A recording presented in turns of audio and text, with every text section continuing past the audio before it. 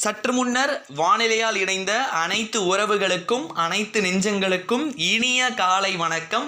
வீடியோக்குள்ளே போகிறதுக்கு முன்னாடி வானிலையால் இணைந்த அனைத்து உறவுகளுமே வீடியோவை முழுமையாக பார்க்கவும் வாங்க. இப்போ வீடியோக்குள்ளே போகலாம். தமிழகத்தின் காலை வானிலை அறிக்கை. தமிழகத்தில் சென்னை, திருவள்ளூர், காஞ்சிபுரம், திருப்பத்தூர், வேலூர், ராணிப்பேட்டை, திருவண்ணாமலையுடைய கிழக்கு பகுதிகள், செங்கல்பட்டு மாவட்டத்தில் கொட்டி தீர்த்தது கனமழை. விடிய விடிய சுமார் மிக கனமழை 13 சென்டிமீட்டரிலிருந்து 15 சென்டிமீட்டர் கொட்டி தீர்த்து இருக்கிறது.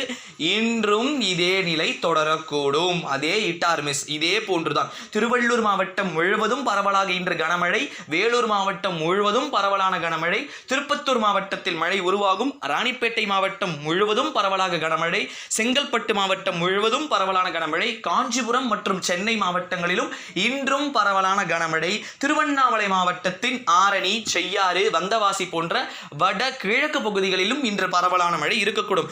ஆக மொத்தம் விழுப்புரம், கள்ளக்குறிச்சி போன்ற பகுதிகளிலும் இன்று பரவலான மழை இருக்கக்கூடும். ஆகையால் கிட்டத்தட்ட இந்த ஒரு 13 மாவட்டங்களுக்கு சென்னை, திருவள்ளூர், காஞ்சிபுரம், வேலூர், திருப்பத்தூர், ராணிப்பேட்டை, திருவண்ணாமலை மற்றும் அரியலூர், பெரம்பலூர், கடலூர், விழுப்புரம் இந்த மாவட்டங்கள் 13 மாவட்டங்களுக்கு இன்று மிக மிக பலத்த மழை எச்சரிக்கையானது விடுக்கப்படுகிறது. மற்ற மாவட்டங்களை பொறுத்த வரைக்கும் ஆங்காங்கே ஒதுக்கி நல்லதொரு பலத்த மழை பல்வேறு இடங்களில் பதிவாவதற்கான வாய்ப்புகள் இருக்கு.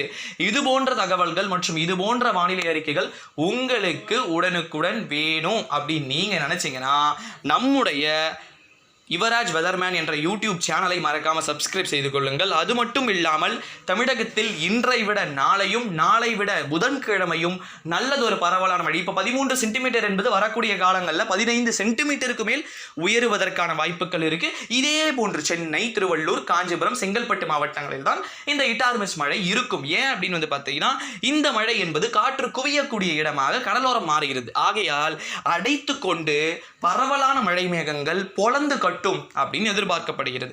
இது போன்ற தகவல்களை நீங்க தெரிஞ்சுக்கணும் அப்படின்னு நீங்க நினைச்சீங்கன்னா நம்ம சேனலை மறக்காம சப்ஸ்கிரைப் பண்ணிக்கோங்க.